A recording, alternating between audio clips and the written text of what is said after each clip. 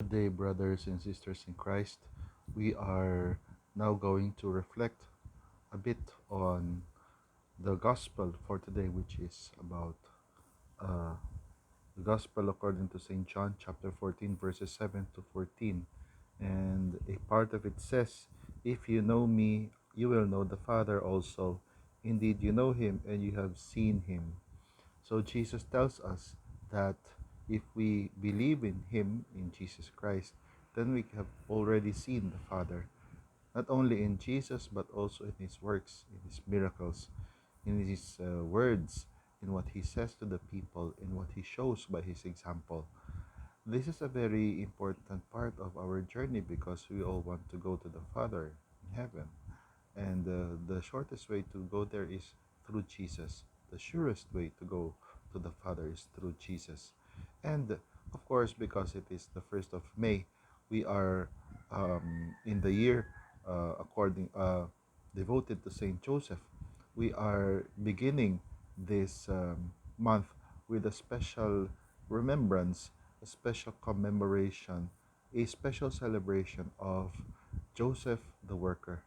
And in many places there is a consecration being done or have has been done to consecrate ourselves, the church, to Saint Joseph. You might ask, why do we need to consecrate uh, ourselves to Saint Joseph?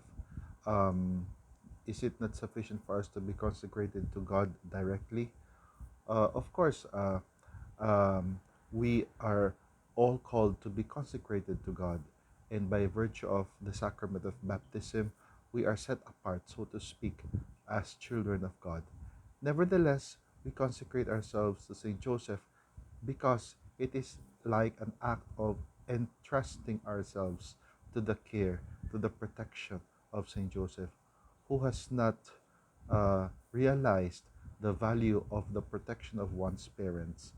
Parents are important because they are there to protect us, to nurture us, to guide us, to set us on the right path, to correct us when we are wrong, to cry with us, to laugh with us, to listen to us. And that is what St. Joseph does. He teaches us how to live our life.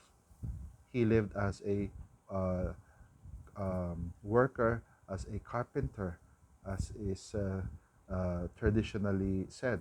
And like a simple carpenter, he had a very ordinary life. And yet, that ordinary life he lived with extraordinary love. And this is what the church invites us to do, to imitate Saint Joseph, especially in his um, sense of duty, sense of responsibility towards his family, his sense of protection towards Mary and Jesus, his humility, his many virtues, his being a silent worker, his being industrious, his being courteous to his clients, those who come to him to ask for uh, repair work, maybe to to to ask him to make for them, for example, a table or a furniture. That is what we are expected to think of and to feel, especially during this time of pandemic. We go to Saint Joseph in times of need, and of course, the worst kind of virus which can spread is the virus of sin, the spiritual virus, the kind of virus that pushes people to think not of others but only of themselves, to think only of greed, to think only of sinning, to think only of lust. That is why we need a protector so powerful as Saint Joseph. Of course, what we honor him with is what we call in technical terms protodulia. No?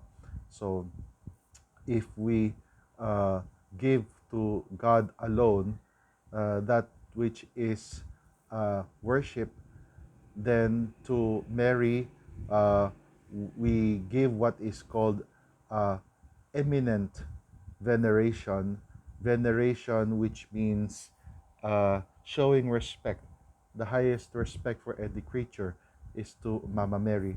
And following her is Saint Joseph, and that is why before all saints, Saint Joseph is given what is in technical terms proto-dulia, first uh, veneration, literally speaking. And so uh, let us imitate once more Saint Joseph. Let us try to go to Saint Joseph in times of need, whenever we see that our family is uh, undergoing something, or maybe we are not able to focus on prayer, or if we do not even know how to pray, because many saints have um, suggested a devotion to Saint Joseph. To name one, Saint Teresa of Avila.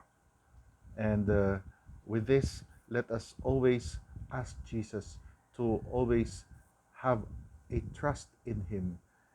Saint Joseph will always tell us how to trust in Jesus. God bless us all.